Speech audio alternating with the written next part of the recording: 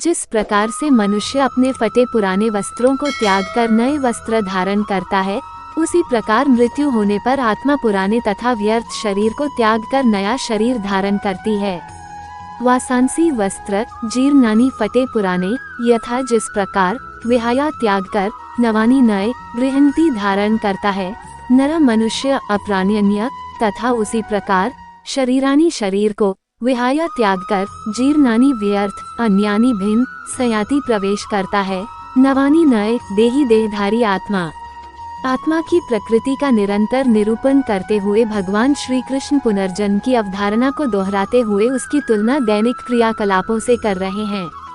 जब वस्त्र फट जाते हैं या व्यर्थ हो जाते हैं तब हम उन्हें त्याग कर नए वस्त्र धारण करते हैं और ऐसा करते समय हम स्वयं को नहीं बदलते।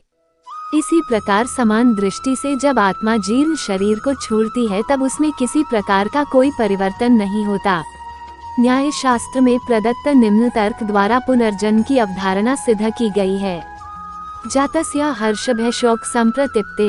उपर्युक्त तर्क के अनुसार यदि हम छोटे शिशु की गतिविधियों पर ध्यानपूर्वक विचार करते हैं, तब हमें ये ज्ञात होता है कि वह बिना किसी स्पष्ट कारण के कभी प्रसन्न, कभी उदास और कभी भयभीत दिखाई देता है।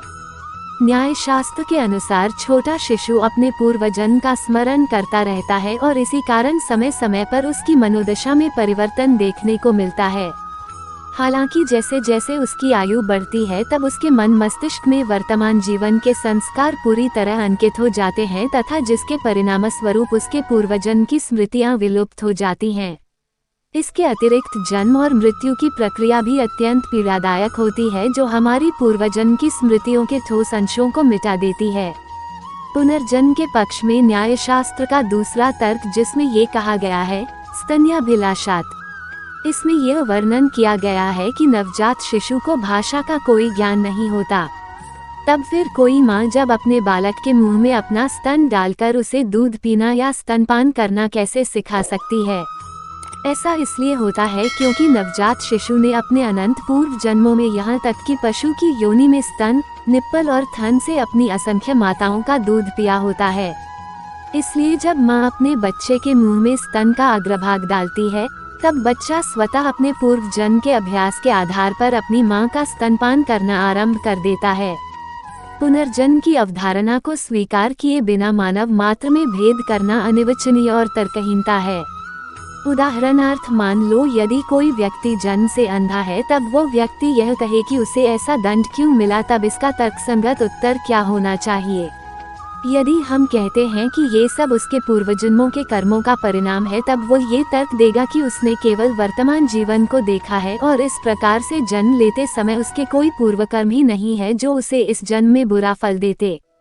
यदि हम कहते हैं कि यह भगवान की इच्छा थी, तब ये भी अविश्वसनीय लगता है, क्योंकि अकारण करुणा करन भगवान जो सब पर बिना भेदभाव के करुणा करते हैं और वे कभी किसी को अनावश्यक रूप से अंधा नहीं बनाना चाहेंगे। इसकी तर्कसंगत व्याख्या यही है कि वो मनुष्य अपने पूर्वजन्म के कर्मों के कारणवश अंधा है।